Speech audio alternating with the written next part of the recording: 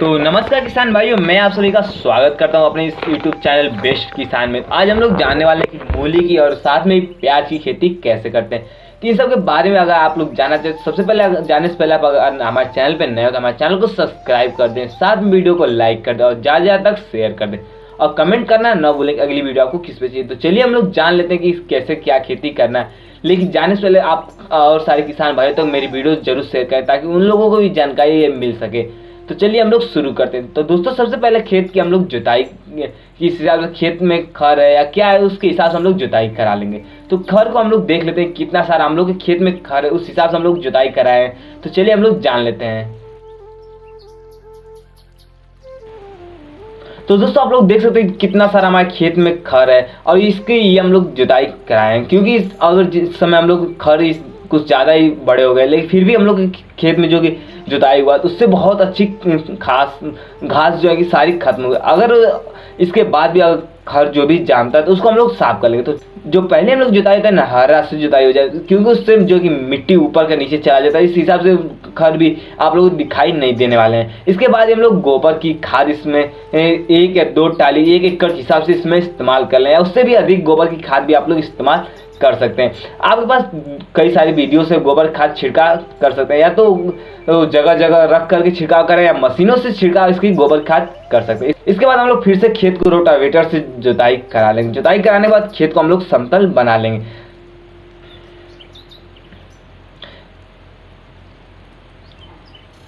खेत को समतल बनाने के बाद दोस्तों हम लोग जो है कि हम लोग की सबसे पहले बात आ जाती है मेढ़ी, नारी, इन सब की जरूरत पड़ती है, क्योंकि खेत तैयार करने के लिए हम लोग को पहले मेढ़ी, नारी बनाना जरूरी होता है, क्योंकि पानी का निकास एवं पानी चलाने तक की सारी सुविधाएं उसमें होनी चाहिए। तो इसकी वजह से हम लोग पहले नारी की तैयारी करते हैं।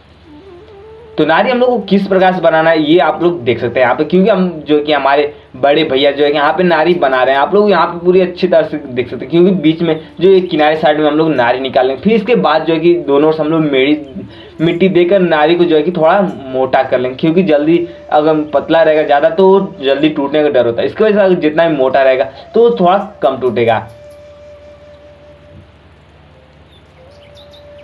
तो दोस्तों, आप लोग देख सकते कितना अच्छे मतलब पूरी तैयारी होगी। इसके बाद हम लोग नारी जो है कि बीच में जो कि मूली का खेत के लिए हम लोग मेड़ विधि का उपयोग करने वाले। तो इसकी वजह से बीच में जो है कि पानी चलाने के लिए उसको नारी की भी जरूरत पड़ती है। तो इसके हिसाब से हम लोग फरुआ जो है कि या फावला कुछ भी आप उससे आप लोग नारी बना लें। नारी बनाने के लिए आप लोग इस हिसाब से नारी बनाए कि ना ज़्यादा गड्ढा हो ना ज़्यादा ऊपर हो, इस मीडियम साइज में हो कि पानी भी अच्छे से चला जाए और कोई नुकसान भी ना होने लायक रहे।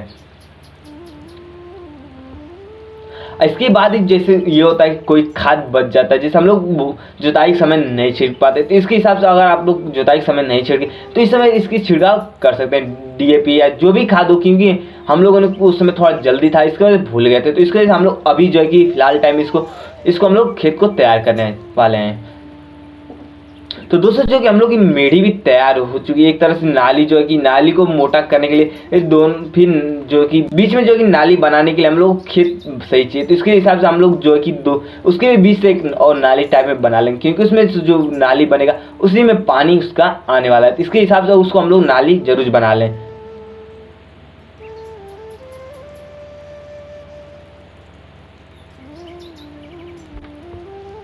तो दोस्तों, नाली बनाने के बाद जो कि हम लोग उस जो मेढ़ी है दूसरी साइड की नाली के बगल वाली, उसको हम लोग थोड़ा लास्ट से उसको बराबर कर थोड़ा दबा दें, क्योंकि उससे जो है कि जो मेढ़ी हम लोग की बनेगी वो ज़्यादा मिट्टी नाली में न गिरे। इसके लिए हम लोग को उस मिट्टी को दबा देना चाहिए।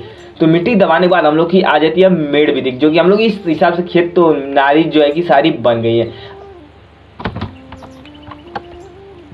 जो हम लोग की नाली ये सारी बन गई है। अब ये यहाँ पे हम लोग आ जाती है बात अब बीज की। मूली की बीज भी हम लोग की तैयार है। बीज भी हम लोगों ने जो ला करके रखा है, जो हम लोग की कौन सी कंपनी के बीज ये भी हम लोग जान लेते। तो दोस्तों, जो हम लोग की बीज है सिजेंटा कंपनी की बीज है, बहुत अच्छी हम लोग यहाँ चलती है। मूली की बात करें तो बहुत अच्छी, बिल्कुल भी व्हाइट कलर की और लंबी लंबी और पत्ते भी हरे भरे रहते हैं। तो इससे आप लोग भी चाहें तो इस कंपनी की बीज मंगा सकते हैं। तो इसके बाद हम लोग जो मेढ़ी हम लोग की तैयार हो चुकी है और इसमें हम लोग बुआई की शुरुआत हो चुकी है, क्योंकि हम लोगों ने जो बीज का वीडियो था उस समय मैं था नहीं, इसकी वजह से उस जो वीडियो था वो मेरे पास नहीं बन पाई। इसकी वजह से मैं जो जहाँ से मैंने फिर आकर के आया वहाँ से वीडियो मैंने लिया है। तो हम लोग जो है कि बुआई कर रहे हैं, जो बुआई में कितनी दूरी कैसे क्या कर रहे हैं, इन सब के बारे में हम लोग चलिए पास से जान लेते हैं।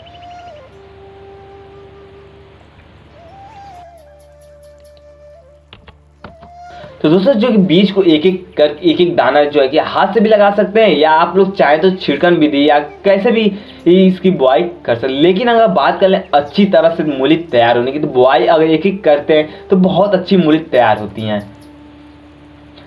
तो इसकी दूरी कम से कम कितना होनी चाहिए? तो दोस्तों कम से कम दूरी अगर 4 से 6 अंगुर होनी चाहिए। 4 से 6 अंगुर की अगर दूरी आएगी तो पत्ते भी अच्छे खासे होंगे, और उसके बाद जो है कि हम लोग की मूली भी अच्छी खासी तैयार हो जाएगी। क्योंकि अगर ज़्यादा पास हो जाता है तो उसमें जो है कि रोग लगने की समस्या हो जाती है, या उसमें पत्तियों में एक रह जाती है, लगे रह जाती है। इसकी वजह से मूली हम लोग का अच्छा तैयार नहीं होता। इसलिए थोड़ी दूरी अगर बनाकर बुआई करते हैं तो उसमें उसकी मूली बहुत अच्छी होती है। तो मूली की जो की दूरी हम लोग देख सकते हैं कि कितनी दूरी पर हम लोग बुआई करते हैं। अगर आप लोग भी इस हिसाब से इसकी दूरी रखते हैं तो आप लोग की भी मूली बहुत अच्छी हो सकती है, अच्छे खासे लंबे और पूरे दाने मोटे जितनी चाहिए आप लोग, जितनी मोटाई उसकी उतनी आप लोग रख सकते हैं। अगर बात कर लें यहाँ पे कितनी मोटाई इसकी रहनी चाहिए, कम से कम दोस्तों वो यही बात कर लें हम इसकी, अगर मेड़ विधि से हम लोग कितना बड़ा मूली हो सकता है, तो मूली कम से कम अगर मेड़ विधि से करते हैं तो वो 7 से 8 इंच या 10 इंच तक लंबा हो सकता है। तो अगर हम लोग वही बात कर लें खेत में अगर बुआई करते हैं तो उसकी लंबाई कितनी हो सकती है? बहुत ज़्यादा अगर हम लोग खेत में बात करें, मिट्टी हम लोग के यहाँ जो कि दूसरी पड़ जाती है, आप लोग के यहाँ जैसे भी मिट्टी हो, हम लोग के यहाँ दोमट मिट्टी टाइप में पड़ जाती है, इसके हिसाब से हम लोग मेड़ विधि का उपयोग करते हैं। अगर आप लोग के यहाँ मिट्टी सही हो तो आप लोग वो समतल पे भी इसकी बुआई कर सकते हैं। लेकिन अगर बात कर लें मेड़ी पे, तो मेड़ी पे सबसे अच्छी मूली हम लोग की होती है।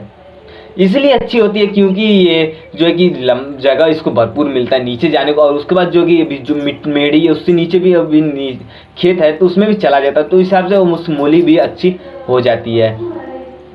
तो आप चाहें तो इस हिसाब से इसकी बुआई कर सकते हैं, क्योंकि हम लोगों ने ये जो है विधि बहुत अच्छी हम लोग के यहाँ चलती है। हम लोग गाँव के बीच जो खेती करते हैं इसी हिसाब से खेती करते हैं, और हम लोगों ने बहुत ज़्यादा खेती इसकी की है। क्योंकि आप यहाँ से लेकर के जहाँ तक खेत जुताई है उसमें आधा से अधिक हम लोग जो है कि मूली की खेती करने वाले हैं, और गांव में भी बहुत लोग जो है कि इसी विधि से करते हैं और बहुत अच्छी मूली होती है। तो दोस्तों हम लोग की मूली 2 से 3 दिन हो चुके हैं, जो कि जामनेशन भी हम लोग का एक तरह से हो चुका है। अगर आप लोग जामनेशन देखना चाहते हैं तो हम लोग जो कि खेत की आप लोग हम इस हिसाब से आप यहाँ पे देख सकते हैं कि हम लोग की जामनेशन कितनी अच्छी हुई है। एक भी ऐसा नहीं है जो कि न जमा हो। इस हिसाब से अगर आप बुआई करते हैं तो बहुत अच्छी हो सकती है। तो दोस्तों वीडियो आप लोग कैसा लगा? अगर वीडियो आप लोग को अच्छा लगा तो हमारे चैनल को सब्सक्राइब कर दें, साथ में वीडियो को लाइक कर दो, ज़्यादा तक शेयर कर, और कमेंट करना ना भूलें कि आपको अगली वीडियो किस पे। दोस्तों इसके बाद हम लोग बात कर रहे थे प्याज की खेती हम लोग कैसे करते हैं। तो दोस्तों सारी विधियां वही रहेंगी प्याज की भी। ये जो गंठे का प्याज होता है इसको हम लोग बुआई करते हैं, जो कि सग्गे के रूप में इसको हम लोग मार्केटिंग भी करते हैं। जो कि जो गंठा जैसे होता है सूखा हुआ प्याज, उसके अपेक्षा इसमें ज़्यादा प्रॉफिट होता है। इसकी वजह से हम लोग छोटे छोटे जो प्याज होते हैं उसको हम लोग अलग कर देते हैं, और जो बड़े बड़े प्याज होते हैं उसको हम मार्केट में बेच देते हैं।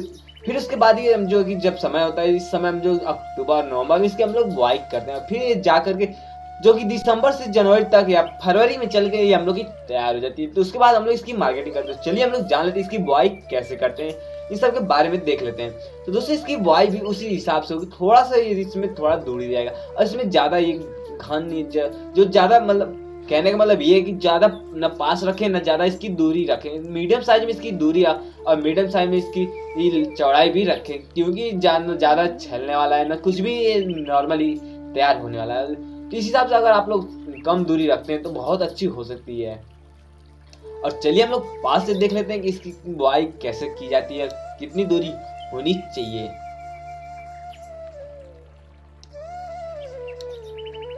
तो दोस्तों इस हिसाब से अगर आप लोग देखें तो हम लोग जो है कि इसकी बुआई 6 से 8 या 10 अंगुर की दूरी पर भी रख सकते हैं। इससे भी अधिक भी कर सकते हैं थोड़ा मोड़ा, लेकिन उससे ज़्यादा ना करें। एक बीता से कितना भी रहे तो एक बीता से कम भी रहे। तो इस हिसाब से अगर बुआई करते हैं तो आपकी प्याज की खेती भी बहुत अच्छी तैयार होती है। लेकिन इसमें थोड़ा समय लगता है, इसको थोड़ा बढ़ने या तैयार होने में थोड़ा सा समय लगता है, लेकिन इसमें प्रॉफिट बहुत ज़्यादा होता है। अगर आप लोग इस समय अगर इसकी बुआई भी करते हैं तो आपकी खेती बहुत अच्छी होती है, और लाखों रुपए प्रति एकड़ हिसाब से कमाई कर सकते हैं। अगर आप लोग पास बीज इसकी उपलब्ध हो तो बुआई कर सकते हैं, या या फिर आप बीज डाल के भी इसकी पौध लगा सकते हैं। दोनों विधि से आप लोग इसकी खेती कर सकते हैं। लेकिन अगर बात करें जल्दी में तैयार होने वाली, तो इस विधि से अगर आप लोग खेती करते हैं, छोटे छोटे प्याज जो उसकी बुआई करते हैं अगर, तो वो बहुत जल्दी खेत जो है कि तैयार हो जाती है। तो वीडियो कैसा लगा? अगर आप लोग को वीडियो अच्छा लगा तो हमारे चैनल को सब्सक्राइब कर दें, साथ में वीडियो को लाइक कर दें और ज़्यादा तक शेयर करें और कमेंट करना ना भूलें कि आपको अगली वीडियो किस पे चाहिए। तो मिलते हैं अगले नए जानकारी के साथ, तब तक के लिए आप सभी को मेरा नमस्कार।